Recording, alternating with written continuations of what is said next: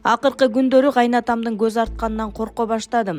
Турмушка чыкканыма 4 жыл болду. Бир балабыз бар. Азыр жолдошум иштегени Англияга кеткен. Мен болсо кайын журтум менен чогуу жашайм. Бир күнү өз бөлмөмдө жатканымда үйдө эч ким жок учурда кайнатам кирип келди. Адашып кирип алганго деп ойлоп анча көңүл бурган эмесмин. Бирок кийин кайненем жок кезде бөлмөмө улам кире баштады. Акыркы күндөрү анын көз артканынан корко баштадым. Акыркы жолу ичимдик ичип алып үйдө эч ким жокто мага тийишти. Абдан коркуп кеттим. Жүрөгүм түшүп араң качып чыктым. Ошондон кийин үйдө жалгыз калуудан коркуп калдым. Азыр үйдө эч ким жок болсо сыртка чыгып кетем. Үйдө бирөө болсо экен деп тиленип кирем. Өзүмдүн төркүнүм Ошто жашайт. Биз Бишкектебиз. Жолдошум дагы 6 айга иштегени кеткен. Ага айтсам ишенбей коет го. Мындай абалда жашоо доорлошот экен. Эми эмне кылышымды билбей турам. Зарина, Булак Арыба KG. Башка дене мүчөлөрү сыяктуу эле мээни дагы убагы менен машыктыруу керек.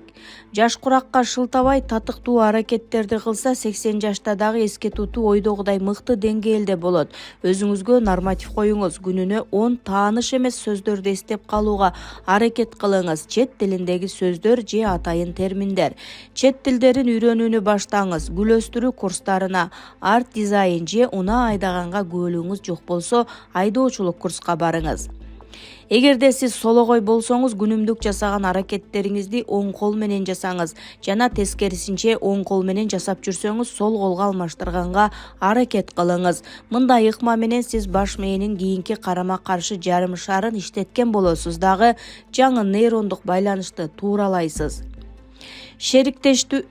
Шериктештүү эс тутумун машыктыруу керек. Кээ бир буюмдарды сандар менен айкалыштырганга аракет кылыңыз. Жыттар менен же ар кандай үндөр менен.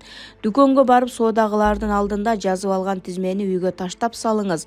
Бардыгын болушунча эстеп калып, пландалган нерселериңизди калтырбастан сатып келүүгө өзүңүздү тууралаңыз. Эгерде үйгө келгенде бир нерсеңиз жетпей калса, эч нерсе эмес, кийинкисинде ала келесиз. Күнүгө уктаар алдында аба ырайына карабастан, жаан карга карабай, күн ачыкпы, бүркөкпү токтолбостон 30-40 мүнөттөн сейилдөөгө чыгыңыз. Үйүңүздө итиңиз болсо, бул эң идеалдуу вариант. Ит менен эртең менен же кечиндеби сейилдөөнү адат кылыңыз. Итиңизди жетелеңиз, дагы сейилдөөгө шашылыңыз. Бул сейилдөө мээге оң таасирин берет дагы, сизге жаңы жаңылыктарды, жагымдуу сезимдерди алып келип, стрессти жоготот. Ал эми сейилдөөдөн кийин үйгө барып эч нерсени билбестен керемет уйкуга киресиз. Булак Арыба.